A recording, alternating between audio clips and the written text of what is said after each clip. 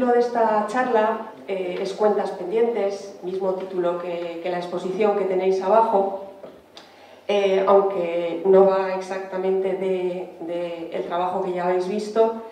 Sí va a versar sobre todo sobre va a tener relación con una de las piezas que, bueno, pues, la imagen es la que he utilizado para esta presentación, precisamente. Y perdonad también por la voz, que hasta ayer estaba completamente afónica y, bueno, hoy ya por lo menos ya puedo hablar. Estamos en el post, en la resaca del 8M, 24 horas después, ¿no?, de una efeméride que se crea para de alguna manera dar luz a las luchas históricas luchas políticas y sociales que históricamente hemos venido manteniendo las mujeres, ¿no?, por conseguir esa igualdad que a día de hoy, desde luego, todavía no está conseguida. Es una fecha que ahora se celebra, pues, de forma masiva y, bueno, pues, visible, ¿no?, pero que viene celebrándose ya desde hace muchísimo tiempo y no sin muchas dificultades. Según se dice, hay muchas teorías, pero parece ser que el primer Día Internacional de la Mujer en realidad no fue un día internacional, fue un día nacional. Tuvo lugar en la ciudad de Nueva York, en el epicentro del mundo, como no, en el año 1909, y fue en realidad un homenaje que se hizo a una huelga de mujeres que había tenido lugar unos meses atrás, cuando 20.000 mujeres de la industria textil, se llamaban las mujeres camiseras, salieron a las calles de Nueva York, tomaron la ciudad para denunciar precisamente esa desigualdad, ¿no? Ellas lo que reivindicaban eran iguales salarios, una jornada laboral digna y denunciaban también la explotación infantil. Y, bueno, pues de ahí nació un poco lo que será después ese Día Internacional de las Mujeres.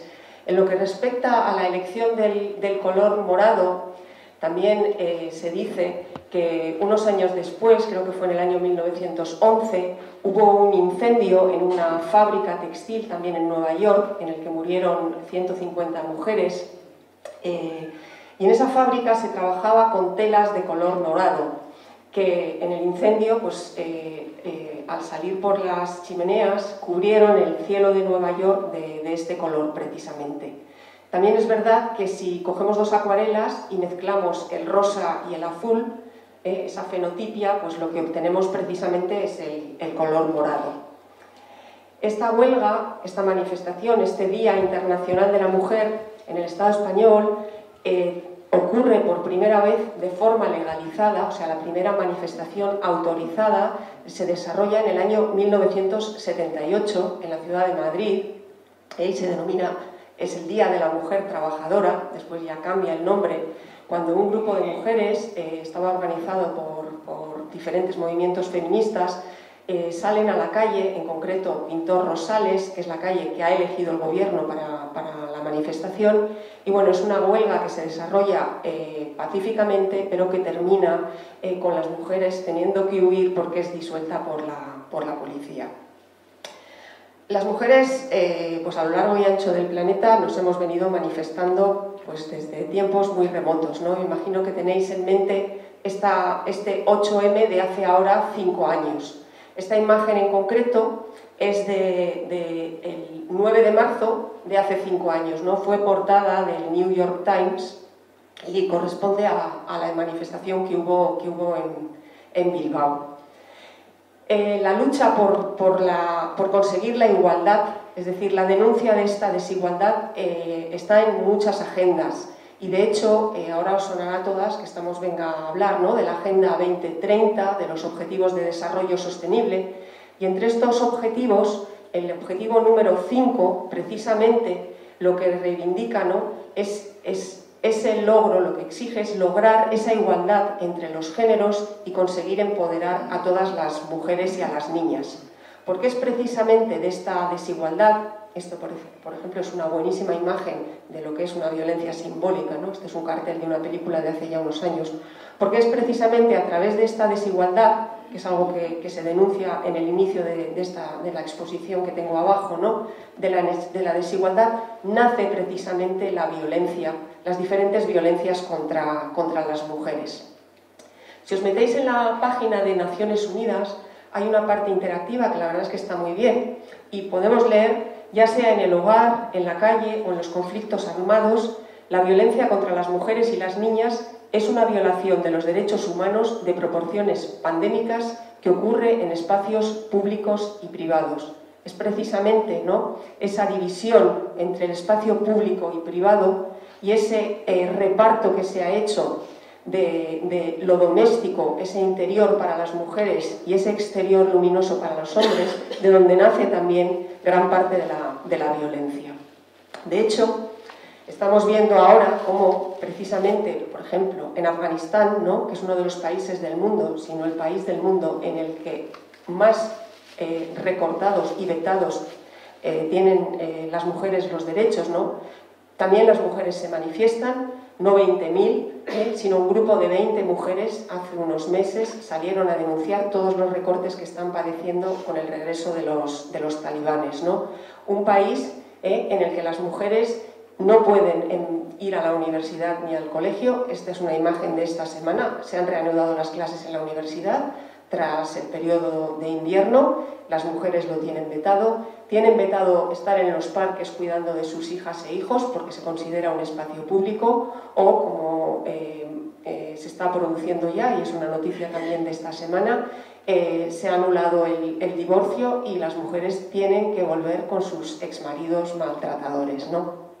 O como está sucediendo, por ejemplo, en Irán, donde asesinaron a Mahsa Amini por llevar mal colocado el velo, donde en estos momentos, en muchísimas partes del país, miles de niñas han sido envenenadas con gas, han tenido que acudir al hospital, en las escuelas, precisamente para que no puedan acudir a estudiar, ¿no?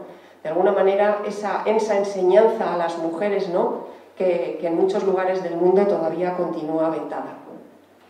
Estuve hace unas semanas, hubo un congreso de mujeres en Bilbao, que la verdad era de libre acceso y bueno, pues fui un poco me enteré por casualidad, estuvo francamente bien, hubo ponencias muy buenas y en una de ellas hablaba Ana Peláez Narváez, que es la presidenta del Comité CEDAW de Naciones Unidas, es un comité que lo que lucha es contra la discriminación de las mujeres, y hablaba de un retroceso mundial en lo que se refiere a derechos y libertades de las mujeres. Y en concreto, denunciaba cómo hay un aumento de la desigualdad e injusticia de género tras la pandemia, cómo se han incrementado también las narrativas conservadoras y los ataques contra la ideología de género, el negacionismo de la violencia de género, la fragmentación de los movimientos feministas, que es algo que estamos viendo, y cómo han disminuido y están disminuyendo los derechos sexuales y reproductivos. Es algo que está sucediendo en todas partes del mundo. Aquí también hemos visto lo que ha sucedido en Estados Unidos con el derecho al aborto, lo que ha sucedido en Castilla y León con el protocolo del latido fetal. Estamos viendo cómo el movimiento feminista está dividido también.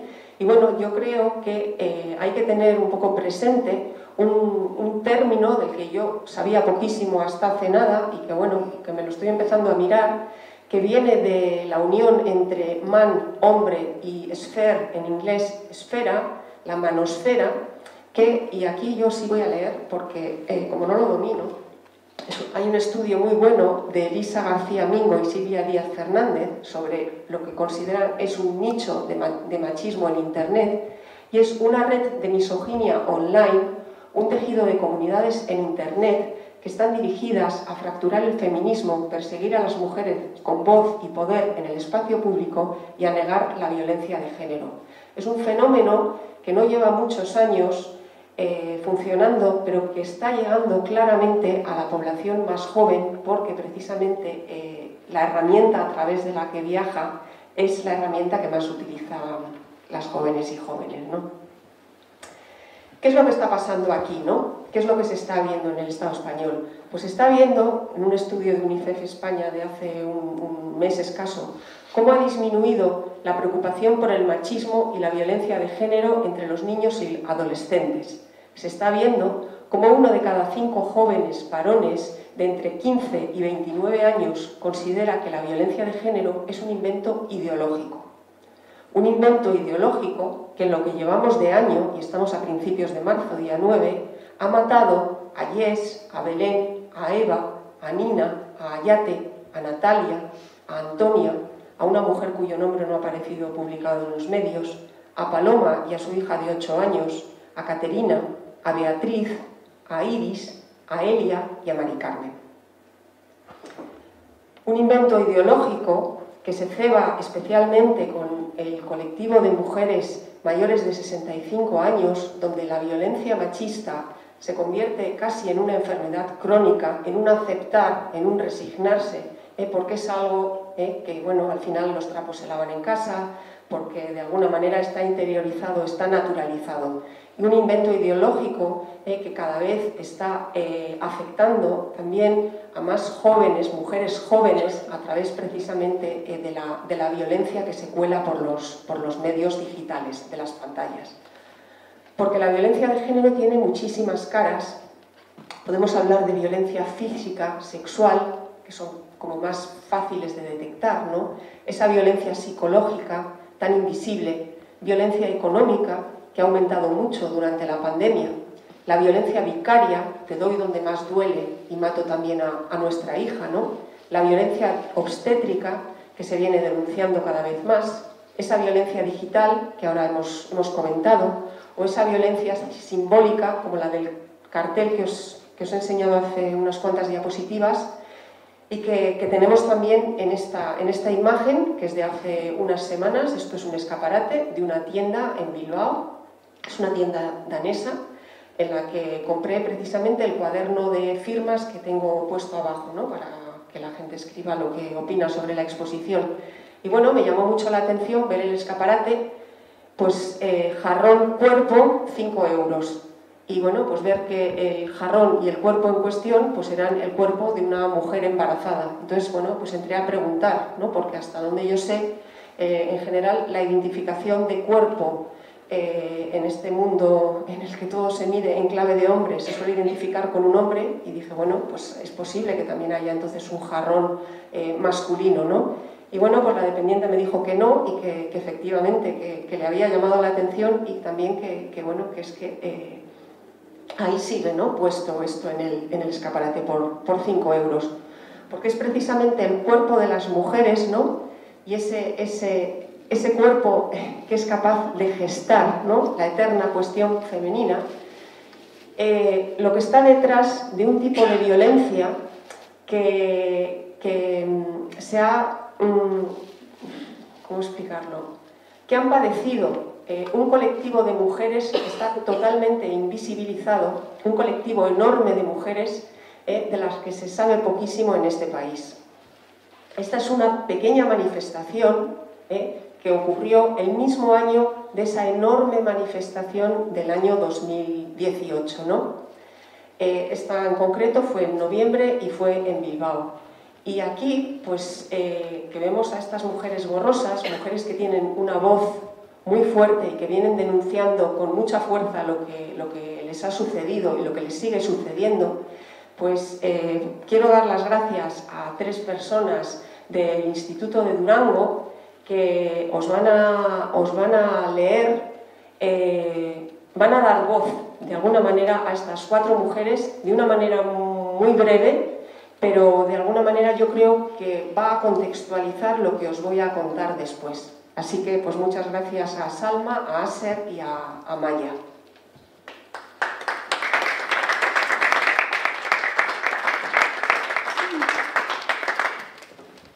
Empezaron en las cárceles, atrocidades. Además tenían derecho, por ley. Luego a las mujeres solteras, también a ellas. Eso fue horrible. Nosotras mismas, que éramos matrimonios jóvenes, que no teníamos ninguna experiencia. En mi caso, porque eran 2 y era fácil. Mira, pues hasta le quitamos una y la pobre se va a quedar tan contenta. Digo, oiga, perdone, está usted muy equivocado. Mire, yo ni era jovencita ni me dedicaba a la prostitución. Lo que pasa es que te lo decían muy sutilmente cuando te lo quitaban. El niño está muerto, el niño está malito, ha tenido titis. ¿Otitis? Hablaron algo en la tele y nos quedamos con la boca abierta porque, claro, veíamos nuestro caso ahí reflejado. Todos sabemos que la Iglesia ha tenido una participación importante en los hechos. Habrá notarios, habrá jueces, habrá abogados, habrá médicos. Te dicen que la documentación no está, que aquello se inundó o que se perdió en un incendio, y en los hospitales igual. Porque esto también ha sido un tráfico geográfico. Lo mismo podemos encontrar a nuestro hijo aquí que en Chile o en Almería. A ella le pasó en 1993, en la misma clínica. La primera exhumación que se ha hecho aquí de esto. Y el forense, otro que tal baila. ¿Un niño se va a volatilizar? Mi bebé no consta en ninguna parte, ni como vivo ni como muerto, no existe. La enfermera le dijo a mi marido, usted se la entrega al enterrador, que él ya sabe lo que tiene que hacer. Él decía, y yo, que la besé, pero que estaba fría, si acababa de nacer. Cuando ya me desperté, estaba en la habitación, me habían puesto anestesia general. Entonces una monja me dice, no te preocupes, que yo ya la he vestido de blanco y parecía un angelito. Y con eso me quedé, que parecía un angelito. Vino el médico, me pegó unos golpecitos en la espalda y me dijo, tranquila, que eres muy joven, ya tendrás más. Con toda la documentación que tengo, no hemos conseguido nada. Caso sobreseído, las 2 veces. Alguien lo está frenando. O sea, pasas un muro y te encuentras otro, y así pasa el tiempo. A las manifestaciones también vamos, es un esfuerzo enorme, de dinero también. Ahora estamos esperando a ver qué pasa con la ley estatal. Tenemos mucha fe en ella. Yo sé lo que es estar en un pozo y no poder salir, pero no sirve de nada estar mal. Por eso decidí estar bien, para seguir buscando. El daño que nos han hecho es que es inmenso el daño que te hacen, pero bueno, seguiremos dando guerra. Somos madres que nos han violado nuestros derechos. Cuando te quitan un hijo te están violando, físicamente, psicológicamente. ¿Qué violencia es esa? Muchísimas gracias, qué ricas.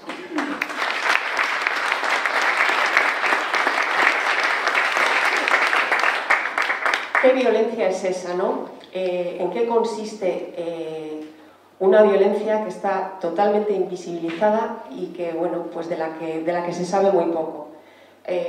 Voy a ver si con las imágenes y con lo que os voy a contar consigo, de alguna manera, desmenuzar en qué consiste el crimen de Estado y el crimen de género del robo de bebés que se ha producido en el Estado español durante más de 6 décadas en dictadura y hasta bien entrados los años 90, es decir, hasta bien entrada la democracia.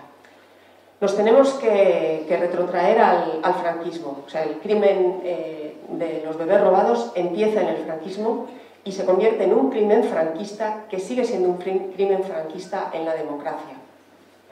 Hay que tener en cuenta que durante el franquismo se produce una comunión entre lo que es la Iglesia y el Estado, ¿no? Un abrazo que queda consolidado en el año 53 con el Concordato, que por cierto es un abrazo que sigue vigente a día de hoy, y que además de alguna manera va a nutrirse en gran parte de las ideas de la Alemania nazi, ¿no? De la Alemania del Tercer Reich. En la imagen tenemos a Himmler, que es el jefe de las SS, es el arquitecto del Holocausto. Esta es una imagen cuando vino a visitar Donosti en el año 1940 y Himmler, entre otras cosas, inventó también un organismo que se conoce con el nombre de Lebensborn, fuente de vida, que consistió en una serie de granjas de procreación que se crearon para conseguir una mejora de la raza aria. Hubo granjas en Francia, en Alemania, en Bélgica, en Noruega, pero sobre todo en lo que de alguna manera terminó convirtiéndose en Lebensborn fue en una tapadera para secuestrar a miles de niños rusos, checos, yugoslavos y polacos. Estas ideas nutrieron a determinados prohombres de la dictadura. Tenemos en esta imagen, en este circulillo, en esta elipse, a Antonio Vallejo Nájera. Esta es una imagen del año 1931, es el psiquiatra franquista por excelencia. Aquí le acaban de nombrar director del manicomio de Cienpozuelos, estamos en 1931, pero Antonio Vallejo Nájera ha vuelto de pasar 10 años en Berlín, de trabajar como agregado militar en la embajada. Él es militar también. Allí ha conocido el funcionamiento de los psiquiátricos, ha conocido también el funcionamiento de los campos de concentración, y él, bueno, pues regresa a España, que publica mucho, tiene muchísimo prestigio. Entre sus publicaciones más destacadas, Eugenesia de la Hispanidad y Regeneración de la Raza, donde él ya habla de que es necesario emprender una lucha higiénica, ¿no?, para mejorar esa raza hispana. Vallejo Nájera es un defensor de la eugenesia, o sea, una especie de racismo científico, pero a la española, digamos, ¿no? Para él, raza es sinónimo de hispanidad. Entonces, en otra obra, que se llama Divagaciones intrascendentes, él también habla de la existencia de cromosomas inquisitoriales.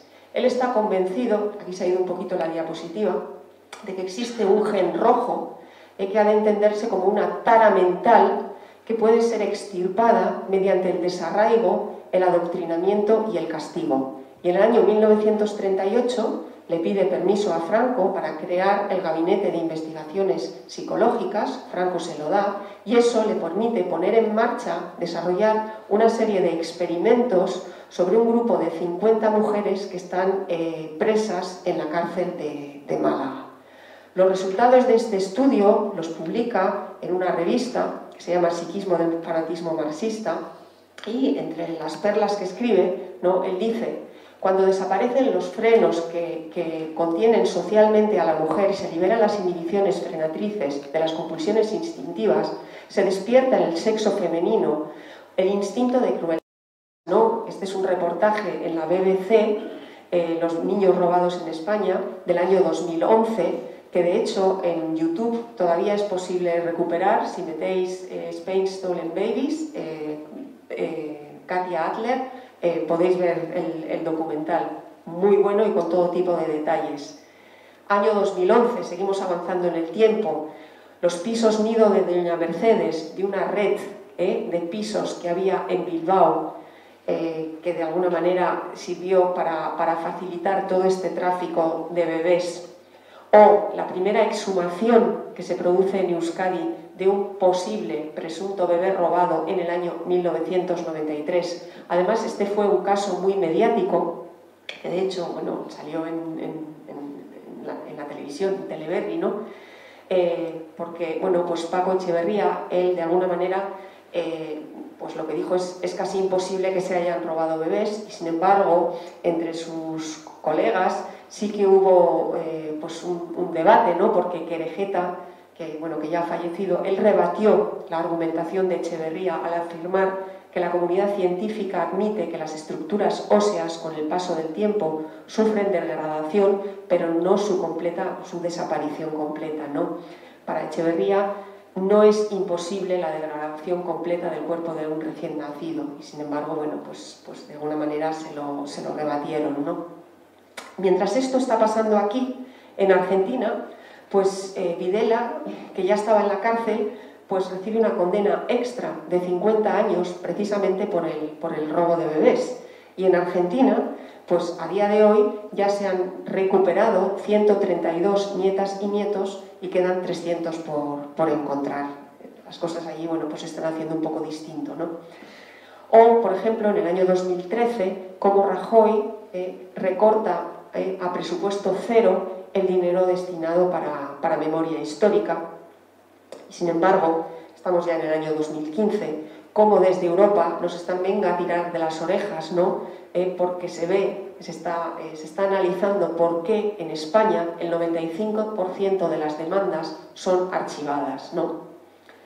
Es decir, nos llegan tirones de oreja, tarjetas rojas desde el Consejo de Europa, desde el Parlamento Europeo, desde Naciones Unidas, desde Amnistía Internacional, ¿no? Porque aniquilar o exterminar sistemática y deliberadamente un grupo social por motivos raciales, políticos o religiosos, y nos situaremos en la eugenesia, ¿no?, de Vallejo Nájera, es un genocidio. Porque robar criaturas es un crimen de lesa humanidad, ¿no? Y eso invalidaría la ley de amnistía del 77 o el hecho de que sea considerado un crimen que prescribe. Y sin embargo, llegamos al año 2017 y la primera persona con una condena ha sido una víctima del robo de bebés. Una persona que en un programa de televisión denunció lo que le había sucedido y olvidó utilizar la palabra presunto y fue condenada. No ha entrado en la cárcel, pero recibió una condena. O como el doctor Vela, ese que en el año 82 ya había denunciado Interview con todo tipo de datos y de imágenes, pues fue prescrito, ¿no? Y de hecho ha muerto sin ser condenado. Lo que sí sucede en el año de 2018, el año de la grandísima ola feminista, lo que también sucede es que comienza la andadura de la ley estatal de bebés robados.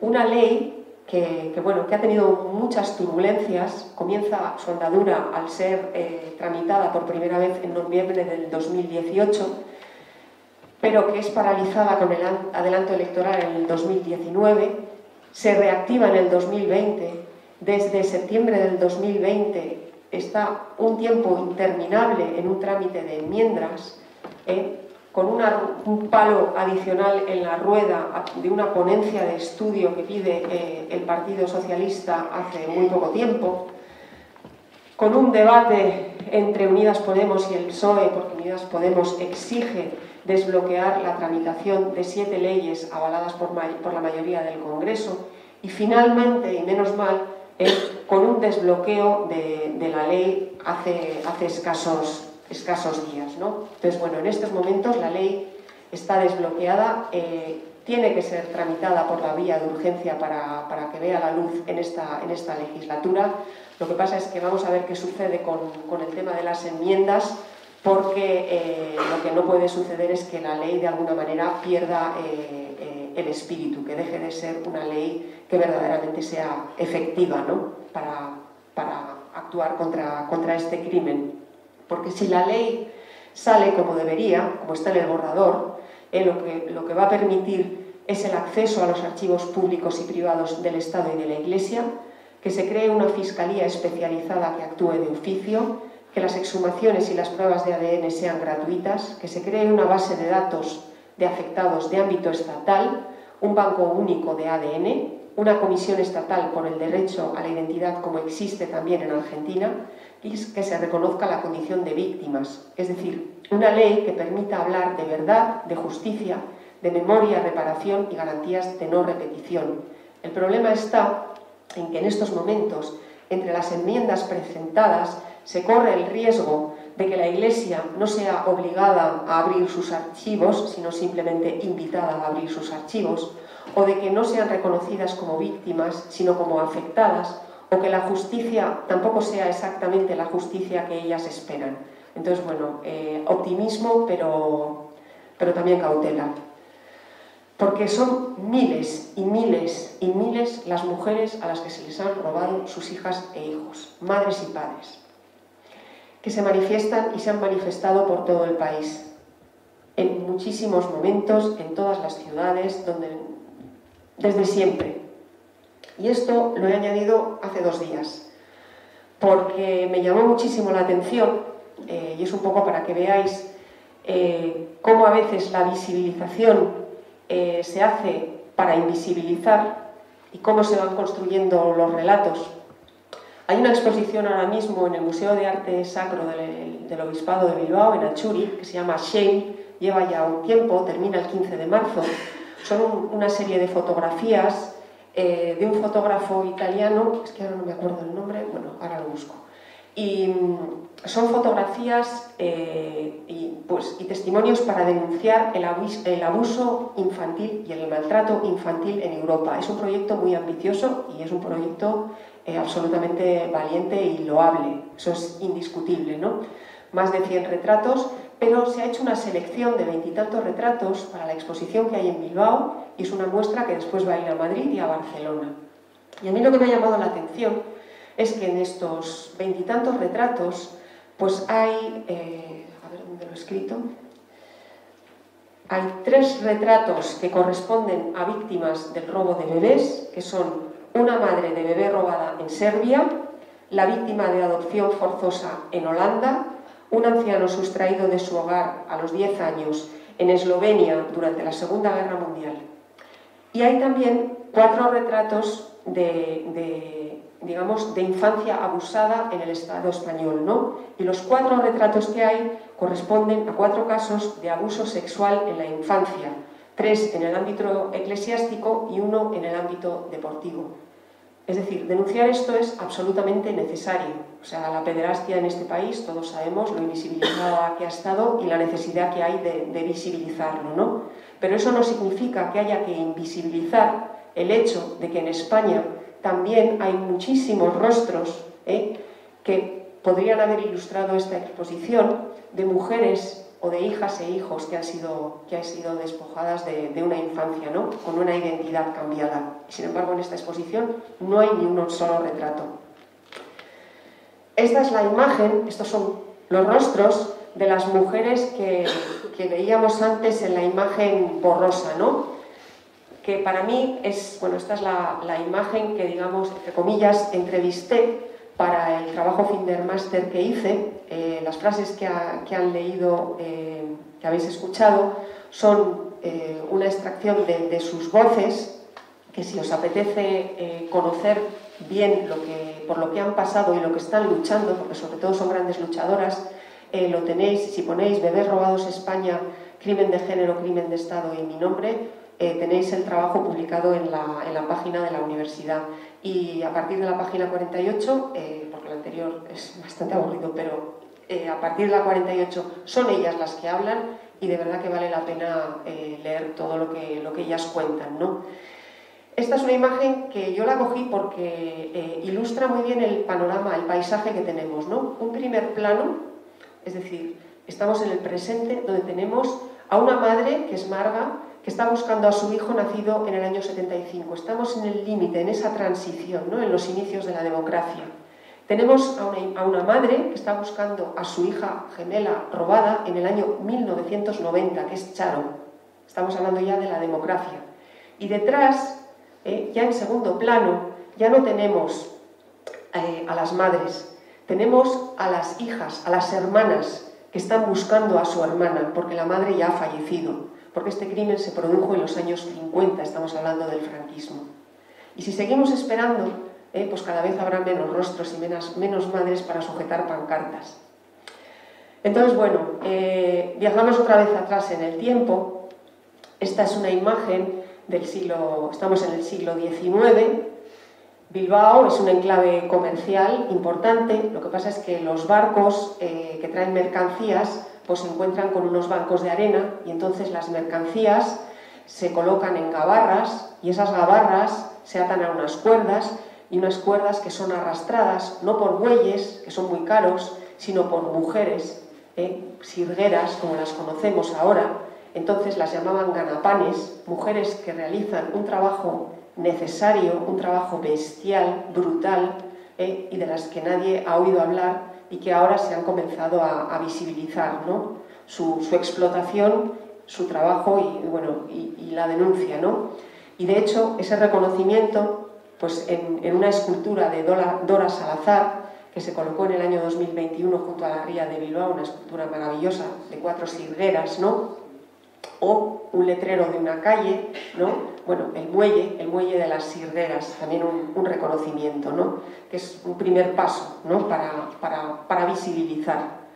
Y termino ya pues con esta imagen, pues un poco para poner el foco en cómo la historia se va formando a partir de un relato que está lleno de ausencias, porque las mujeres estamos desde el principio reinando, gobernando, ganando batallas, creando, inventando, ganando medallas. Y sin embargo, la historia, con H, está llena de huecos, de mujeres invisibles. Yo confío en que la ley de bebés robados vea la luz bien en esta legislatura y que antes o después este colectivo de grandísimas luchadoras forme parte también de los libros de historia y se empiece a hablar de esto en los colegios y las universidades. Pues es que es el caso.